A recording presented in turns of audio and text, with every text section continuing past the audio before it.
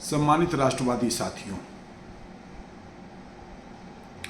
आप सभी अवगत ही हैं कि कोलकाता में एक डॉक्टर बेटी की रेप और हत्या के मामले के बाद पूरे देश भर में आक्रोश का भाव है। पूरे देश भर में डॉक्टरों ने, चिकित्सा क्षेत्र से जुड़े सभी लोगों ने हड़ताल और आंदोलन किया। पश्चिम बंगाल में भी इस पर जबरदस्त आंदोलन हुआ और पश्चिम बंगाल में इस प्रकार की घटनाएं धीरे धीरे आम होती जा रही है। राजनीतिक हत्याएं तो आम बात है। अब इधर इन सब मुद्दों के ऊपर महिलाओं के साथ दुराचार की लगातार बढ़ती शिकायत, छोटी छोटी बच्चियों के साथ इस प्रकार की घटनाओं की बढ़ती प्रवृत्ति के कारण हम सबके महामहिम राष्ट्रपति द्रौपदी मुर्मू जी ने इस सब का संज्ञान लेते हुए कड़ी नाराजगी पर जाहिर किया है और उन्होंने यहाँ तक कह दिया कि अब बस बहुत हो चुका है। अब उनके इस वक्तव्य का अनेक रूपों में अर्थ लगाया जा रहा है।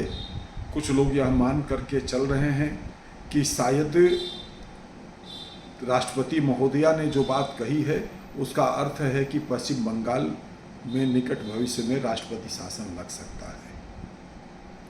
और राष्ट्रपति महोदया की इस वक्तव्य का पर पश्चिम बंगाल की मुख्यमंत्री ममता बनर्जी ने जो प्रतिक्रिया दिया है वह अत्यंत निंदनीय है। ममता बनर्जी जी ने एक प्रकार से देश में गृह युद्ध की चुनौती दिया है और उनके इस वक्तव्य पर विपक्ष के किसी भी नेता ने कोई टिप्पणी नहीं किया है कि वो कह रही हैं कि असम में आग लगा दूंगी, दिल्ली में जल उठेगा और यूपी में और अन्य कई राज्यों में अगर एक प्रकार से उनका संकेत है कि पश्चिम बंगाल में अगर राष्ट्रपति शासन लगता है और कार्रवाई होती है तो वो पूरे देश भर में दंगे करवा सकती हैं, गृह युद्ध की स्थिति का निर्माण करा सकती हैं। और यह कहीं न कहीं उनके इस वक्तव्य में हमें लगता है कि ये ममता बनर्जी का ही वक्तव्य नहीं, ये संपूर्ण इंडिया गठबंधन का वक्तव्य है। हमारा दुर्भाग्य है, इस देश का दुर्भाग्य है कि हमारी लोकतांत्रिक प्रणाली में इस प्रकार के लोग भी सार्वजनिक रूप से देश के खिलाफ, देश की सरकार के खिलाफ, प्रधानमंत्री के खिलाफ, व्यवस्था के खिलाफ इस प्रकार के निचले दर्जे का बयान भी देते हैं, लेकिन उसके बावजूद उनके ऊपर कोई कार्रवाई नहीं होती है। हम लोग यह बात आम सभाओं में भी अब कहते हैं कि राहुल गांधी जो सत्ता में नहीं आ पाए, इसका उनको इतना मलाल है कि वो सत्ता में आने के लिए वह कुछ भी करने को तैयार हैं, कुछ भी करने को तैयार हैं। उन्हें सत्ता चाहिए, वो सत्ता में आ जाएं तो लोकतंत्र पुनर्जीवित हो गया, अन्यथा लोकतंत्र नहीं है। उनकी नज़र में ये स्थिति है। तो जो ये स्थिति का निर्माण हो रहा है, इन स्थितियों में मैं देश की सरकार से अनुरोध करना चाहूँगा कि एक बार प्रयोग के ही रूप में ही सही, हालांकि प्रधानमंत्री जी ने अपने पिछले 10 साल के शासनकाल में और वर्तमान में तीसरा कार्यकाल जो उनका चल रहा है, उन्होंने इस प्रकार का कोई भी चुनी हुई सरकार को अपदस्थ या राष्ट्रपति शासन लगा करके उसको बर्खास्त करने की कोशिश नहीं किया है।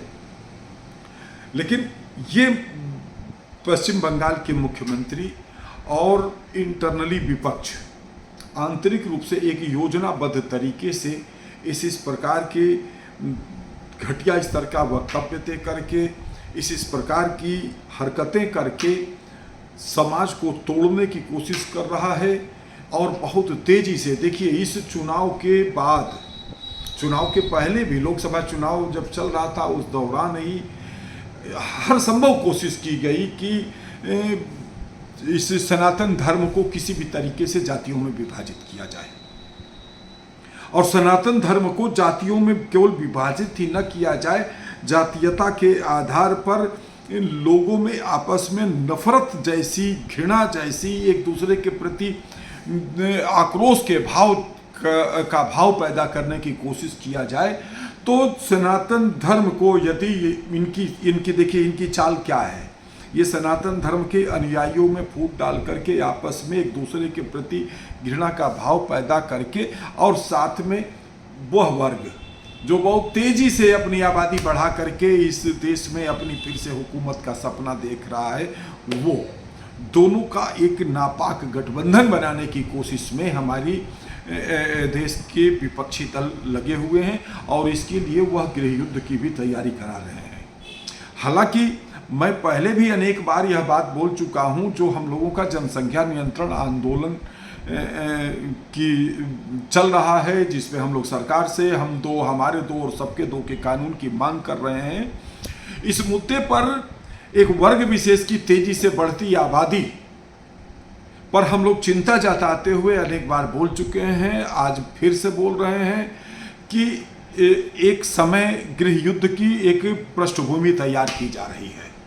और फिलहाल यह जल्दबाजी कर रहे हैं, और यह जल्दबाजी ना भी करें तो हम सरकार से यह बात कहना चाहते हैं कि अगर जनसंख्या नियंत्रण कानून नहीं बना, जल्दी कानून नहीं बना और कठोर कानून नहीं बना, तो आने वाले 10, 15, 20 सालों के बाद तो वैसे ही गृह युद्ध का माहौल अपने आप प्लेटफार्म तैयार हो रहा है, और जिसमें हिंदू समाज को यह जाति की नहीं, वो अकेले ही निपट लेगा। इन स्थितियों में मैं देशवासियों से अनुरोध करना चाहता हूँ, मेरे देशवासियों, अभी केवल आज़ादी के 75 साल ही हुए हैं, इस देश को गुलाम मत बनने देना। आज जातीयता के नफरत के पराकाष्ठा में जाते हुए एक दूसरे से घृणा न करो। आपको हमको कौन लड़ा रहा है? जो स्वयं सनातनी नहीं है, जो सनातन से घृणा करता है। इस देश का एक नेता जो सनातन से सख्त घृणा करता है, नेता प्रतिपक्ष, उसको स्वयं का ही नहीं पता है, क्योंकि उसकी वंशावली में 3 धर्म या जाति सब मिक्सअप है, और वो जाति जनगणना की बात करते हैं। वह इंटरनली जो है सत्य यह है कि वह सनातन से घृणा करता है, और वो किसी भी तरह से आपके हमारे बीच में हमारे आपके को लड़ा करके एक दूसरे के प्रति नफरत और घृणा का भाव पैदा करके सनातन को विखंडित करके इस देश में गृह युद्ध की स्थिति का निर्माण कर रहा है। और मित्रों, यह ध्यान रखना, अगर ऐसी स्थितियां बनी तब बांग्लादेश जैसी स्थिति ही भारत में होगी। फिर जब नफरत की आंधी में और जब जिहादी शक्तियां अपने वास्तविक रूप में आएंगी, तो वो नहीं पूछेंगे कि तुम कौन सी जाति के हो और इंडिया गठबंधन के हो कि एनडीए के हो, क्योंकि उनकी नज़र में आप हम सब के सब काफिर हैं। तो भटकने की ज़रूरत नहीं है। और मैं भारत सरकार से अनुरोध करता हूँ, बहुत हो चुका है, जो महामहिम राष्ट्रपति जी ने जो वक्तव्य दिया है उसका संज्ञान लें, और राष्ट्रपति कलकत्ता में, पश्चिम बंगाल में राष्ट्रपति शासन लगा करके ममता बनर्जी को भी एक प्रकार से चुनौती दीजिए कि देखते हैं उनकी कितनी औकात है कि देश में कहाँ कहाँ वो आग लगवाती हैं। और अगर ज़रूरत पड़े तो वर्तमान में तथाकथित राष्ट्र विरोधी विपक्षियों को भी आप गिरफ्तार करिए। यह मत देखिए कि जो है इमरजेंसी समय में इंदिरा जी ने यह किया था, जिसकी हम निंदा कर रहे हैं, और 25 जून को हम संविधान हत्या दिवस मनाने जा रहे हैं, कहीं आरोप हम पर भी न लग जाए। आप पे आरोप नहीं लगेगा, क्योंकि उस समय की जो हालात थे इंदिरा जी ने तो अपनी सत्ता को बचाने के लिए, उनको तो हाई कोर्ट ने अयोग्य घोषित कर दिया था, उनके निर्वाचन को अयोग्य घोषित कर दिया था, वह प्रधानमंत्री के पद के लिए अयोग्य हो गई थी। तब उन्होंने अपनी सत्ता को बचाने के लिए यह संविधान की हत्या किया था। लेकिन आप राष्ट्र को बचाने के लिए इन तथाकथित राष्ट्रद्रोहियों को गिरफ्तार करके जेल में डालिए, इनको नज़रबंद करिए और कोलकाता में राष्ट्रपति शासन लगाइए। सांप्रदायिक माहौल को खराब करने और सांप्रदायिकता का जहर बोने वाले लोगों के बीच को सख्ती के साथ कुचला जाना चाहिए, अन्यथा देश का अमन चैन खराब होगा। इन्हीं बातों के साथ मैं आज अपनी वाणी को विराम देता हूँ। धन्यवाद। जय मातृभूमि, जय भारत।